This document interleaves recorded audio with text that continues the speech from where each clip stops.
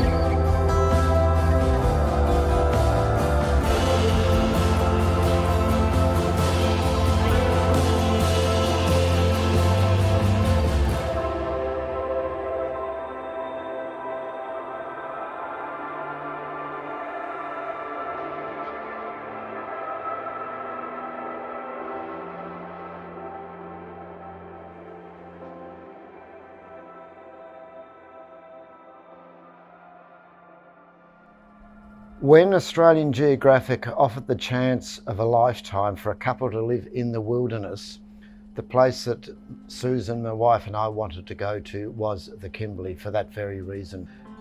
Just two people in that vastness, it gave me this sense that as humans, we are nothing, really. You know, we are this blot on the landscape in a way, because the wildlife around us just ignored us. You know, we were just part of the furniture in a way, and so it gave great humility of our existence, really, in the face of nature.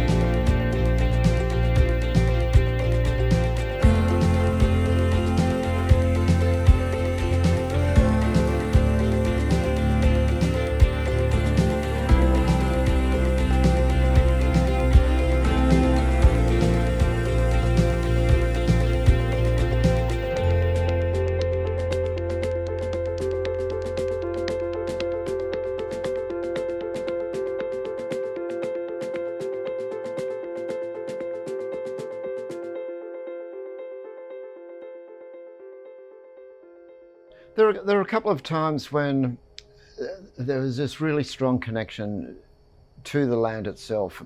I recall when I was cutting timber for the houses. So I've got a 038 steel chainsaw, two-stroke, noisy, smelly, blah, whatever. And I just had this overwhelming sense of stop. Just stop. Just turn it off, put it down. And so I put it down, and once the two-stroke had dissipated, and I was sitting on a log, and literally within seconds, these little double-barred mannequins, these little birds, came hopping around my feet as if all the activity I'd been doing beforehand was just irrelevant. It was just saying, no, just chill and take in what's going on. And within that landscape, the boabs, the pandanus, this sort of archaic looking landscape had a really strong sense of place about it.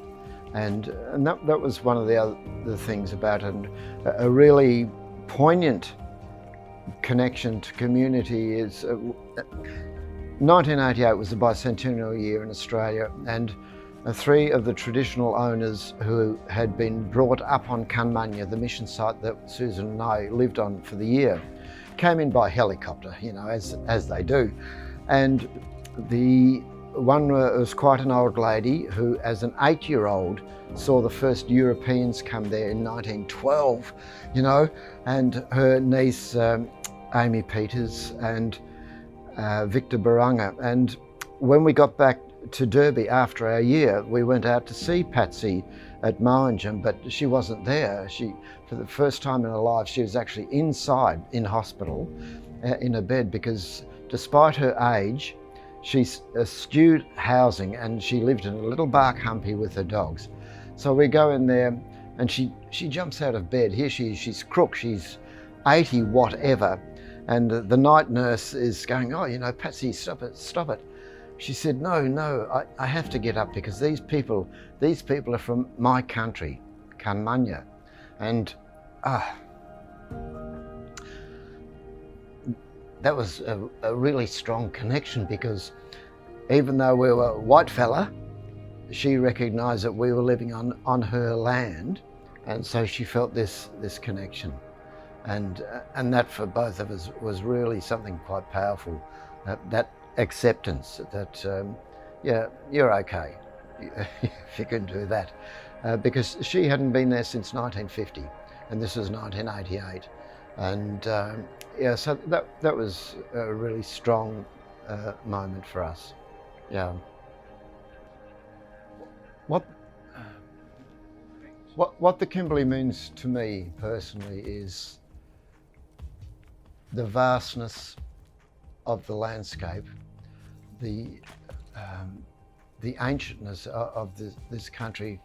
It has a beguiling beauty. It's savage, it's dangerous, but there is this sublime grandeur and beauty about the place. And like coming out of Prince Frederick Harbour at sundown, or going up King George River in the early morning, and feeling that, as I mentioned before, it's also that it is such an ancient land, and the world's oldest continuous culture is living upon it. And it's those ingredients mixed together that make it really something. And obviously the time that Susan and I had here, that 12 months in the wilderness, made me look at things in quite a different light. And so it is a cliche, as I have said, that it was a life-changing experience, but it was, because it's what has kept drawing me back to the Kimberley, because it is such a powerful place, and it has complete disdain and disregard for humans. And that's a wonderful thing, because we need to be put in our place, and that's what it is about it. The land just sits there and lets almost like an eternity wash over it, and it is still here, and it'll still be here after us.